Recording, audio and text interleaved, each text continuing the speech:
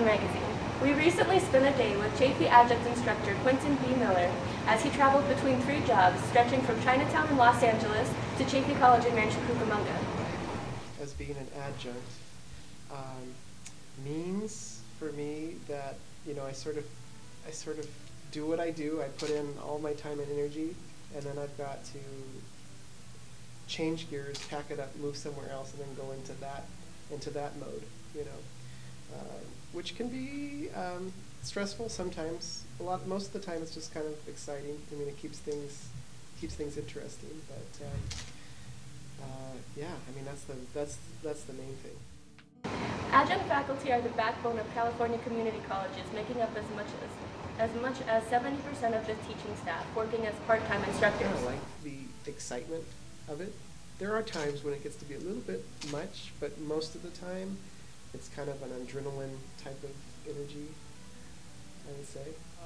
No. Well, my favorite part of teaching is getting people to get excited about the things that excite me. So I guess part of it's kind of selfish in a way, but I guess it's because I mean it's not just teaching. I mean, for me, it's teaching about art and art history, which I really love. You know, I also love food, so I could teach people a lot about food probably too. But I mean, I don't think you can ever talk about just teaching by itself. You have to talk about, you know, people who love science teaching science, or people who love medicine teaching medicine. So I really love art, and I love art history. So my enjoyment of teaching comes from sharing the information and getting people to get excited about things that have excited me, or to be shocked by things that have shocked me.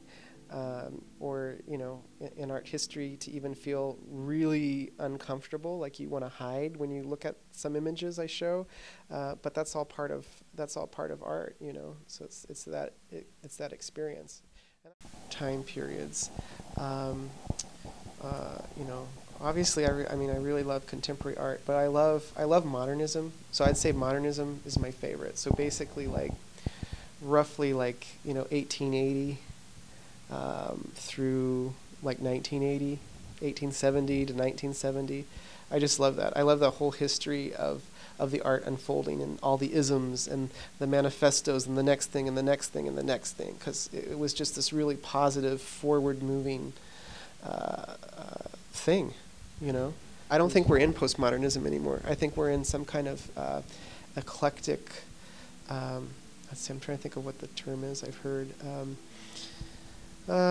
I mean, we're just in this phase where, like, everything's happening all at once, but the only thing that connects it is that it's all very personal for the artist. I go around to, like, you know, the biggest galleries. I see the contemporary art shows at museums, and what I see is that there's people working in the most traditional media and the most traditional subject matters there ever was, and also doing the most far out avant-garde things there ever was. Some are using technology, some aren't. So it's like everything's happening at the same time. But I think our culture's like that. Like there's retro everything. Like, I mean, people come to school at Chaffey dressed like they're in the 1940s, or dressed like they're in the 1970s, or dressed like they're in the 1980s, or dressed like now, whatever that is. So maybe a fashion expert could tell us, but it's like. Surveys have found that adjunct professors continue to teach because they love the work, and many would accept a full-time position if one were offered. Because they work full-time, they receive no benefits, neither retirement or health insurance. Bemiller himself receives benefits through his job at Cal Poly Pomona as gallery director. I suspect most adjuncts would agree with me that as adjuncts, you always feel just a little bit less important than the full-time faculty. And I think that's, you know, for a number of reasons. Part of it is because, you know, you're not here as much, so yeah, you're not as part of the scene or the community as much as the full-time people may be. But also because of your status. I mean, you technically have less rights than full-time people do. That's just the way it is. So.